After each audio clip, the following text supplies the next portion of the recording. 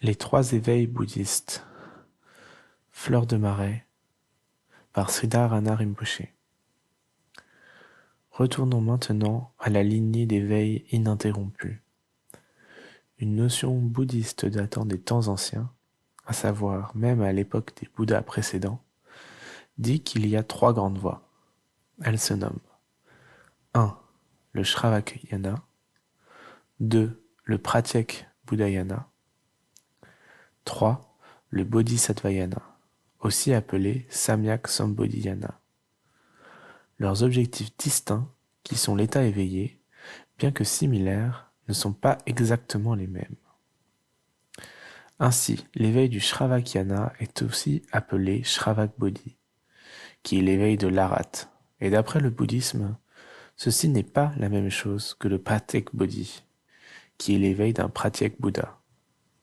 Et ces deux éveils-ci ne sont pas exactement les mêmes que le Samyak Sambodhi d'un Samyak Sambuddha. Ainsi, dans la tradition bouddhiste, nous trouvons trois éveils différents, et les enseignants non bouddhistes ignorent totalement ceci. Nous devons parler du problème, que certains croient ou revendiquent que l'éveil enseigné par le Bouddha est le même que celui enseigné par les maîtres non bouddhistes, et notamment ceux qui se revendiquent bouddhistes ou disent enseigner le bouddhisme, mais qui ne viennent pas d'une lignée authentique du bouddhisme. Si le bouddhisme dit lui-même qu'il y a trois éveils différents, similaires mais non exactement les mêmes, comment d'autres peuvent-ils dire que l'éveil non bouddhiste et l'éveil du Bouddha sont les mêmes? Il n'est même pas clair duquel des trois bodhis parlent-ils, quand ils disent que leur éveil est le même que celui du Bouddha.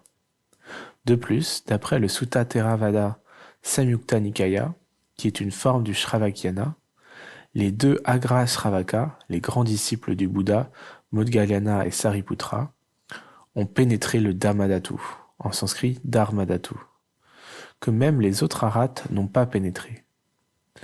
Donc dire que l'éveil bodhi dont parlent les autres maîtres non bouddhistes est la même chose que l'éveil du Bouddha et de ses disciples est faire preuve d'une ignorance grossière sur le bouddhisme.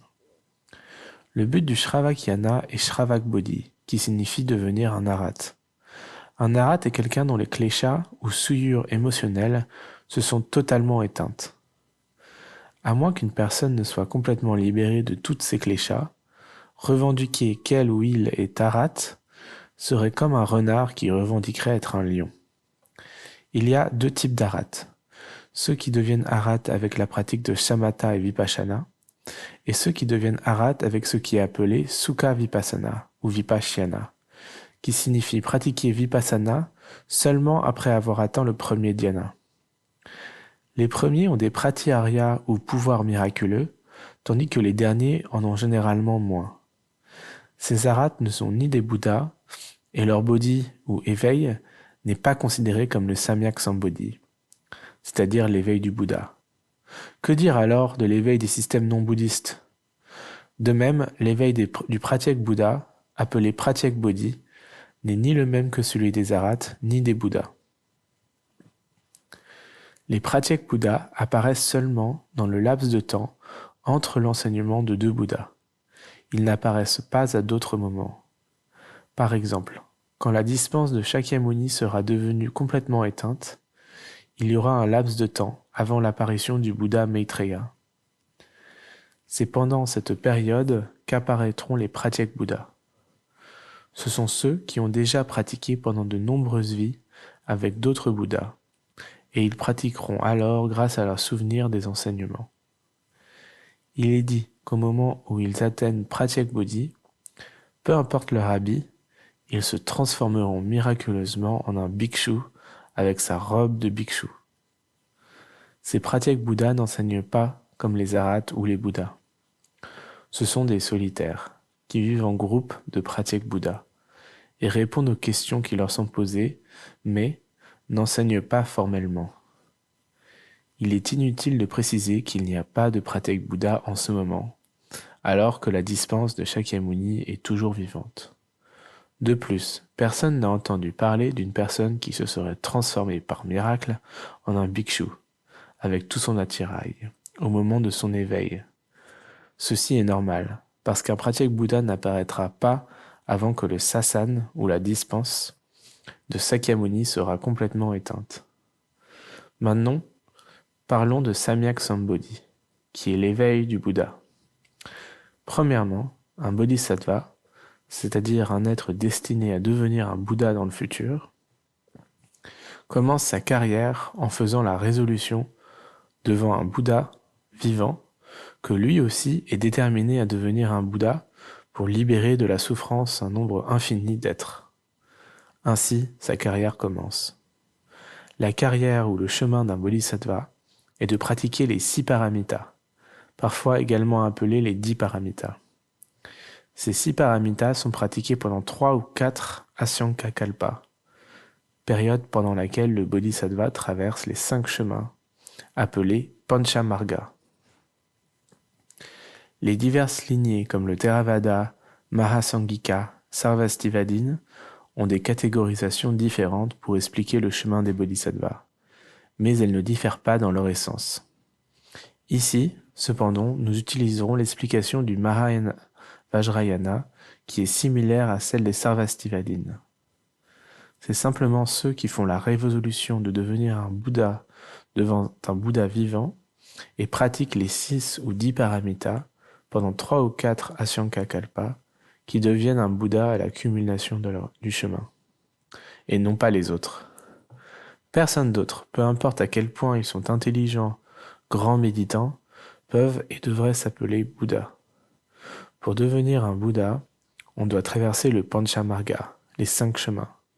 Et ceci peut prendre plus ou moins longtemps, mais il n'y a pas de raccourci pour la bouddhéité, contrairement à ce que certains pensent. Peut-être qu'une explication du Panchamarga, les 5 chemins, clarifiera ce point. Mais finissons d'abord le propos de la lignée d'éveil ininterrompue. Ainsi, il y a 3 yanas, idestes véhicules distincts, parmi lesquels les pratyeks Bouddhas n'ont pas de lignée ininterrompue. Les 2 autres, le Shravakayana et le Bodhisattvayana, ont été enseignés par le Bouddha Shakyamuni, et leur lignée ininterrompue continue encore aujourd'hui.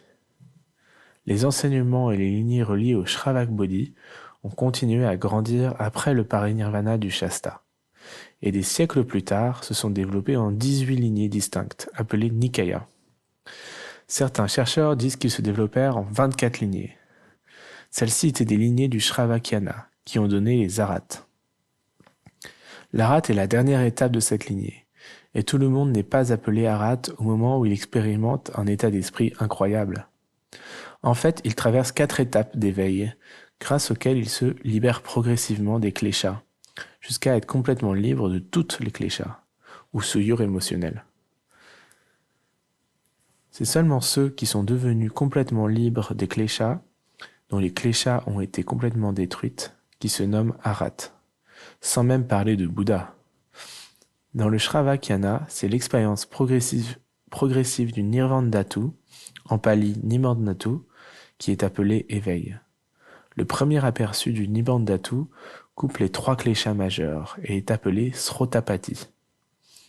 Ceci signifie que l'individu est rentré dans le courant, Srota, qui le portera jusqu'à l'état d'Arhat. Il est donc devenu éveillé, mais pas complètement. Il y a encore 2 stages d'éveil avant de devenir un Arhat complètement éveillé. Beaucoup de non-bouddhistes dans le bric-à-brac appellent l'expérience de conscience sans pensée éveil. Et certains vont même plus loin et appellent les gens qui expérimentent cette conscience pure sans pensée Bouddha. Il va sans dire que ceci n'est même pas ce que le Srotapana expérimente, et donc encore moins l'Arhat ou le Bouddha. Il semble y avoir beaucoup de confusion à ce propos dans le marché spirituel, surtout au Népal. Donc clarifions ce point une fois pour toutes. Aucune forme de bouddhisme, Shravakayana ou Bodhisattvayana, revendique que l'expérience de la conscience pure par elle-même, ou la conscience pure sans pensée, ou bien l'observateur de la conscience, est l'état d'éveil. Donc les gens qui expérimentent uniquement ces états ne sont pas considérés comme éveillés, et donc encore moins Arhat ou Bouddha. Expérimenter ces états est relativement facile et rapide. Les méthodes produisant ces états de conscience ne sont pas des raccourcis. Le chemin vers l'Arhat ou la bouddhéité est lent et graduel. Le Bouddha a lui-même dit qu'éteindre les kléchas ou émotions souillées était un processus lent et graduel, et ainsi donc pour devenir Arhat ou Bouddha. Les gens qui expérimentent seulement la conscience pure ne sont libérés d'aucune klécha de manière permanente, et expérimenter un tel état est relativement facile pour quiconque possède un esprit. Donc laissez-moi récapituler encore une fois. Expérimenter seulement la conscience pure sans penser n'est pas un quelconque état d'éveil, et ceci même s'il y a l'habileté à maintenir cet état. Nous parlerons en plus grand détail de ce point quand nous parlerons de l'éveil bouddhiste.